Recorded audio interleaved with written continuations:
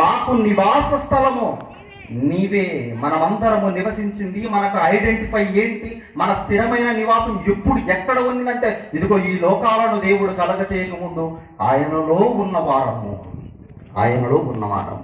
ఆయనలో మన ఐడెంటిఫై ఉంటే ఆయన ఏమనుకున్నాడంటే ఇదిగో ఇది కాదు నా పిల్లలకు ఇది కాదు, వీళ్ళకంటూ ఒక ప్రత్యేకమైనది, మహోన్నతమైనది, శక్తివంతమైనది ఒక నివాసము ఆయన చేయాలనుకున్నాడు.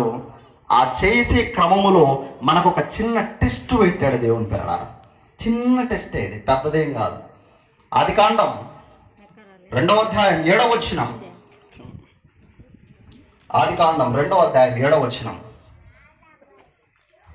దేవుడైన యెహోవా నేల మట్టితో నరుణ్ణి నిర్మించి వాని నాసికారంధ్రములో జీవవాయువును ఊదగా నరుడు ఏమయ్యాడా? జీవాత్మ అయ్యాడు. ఒకవేళ ఊదకుండింటే ఆ వాయువు ఎక్కడ ఉన్నట్టు? ఎక్కడ ఉందండి?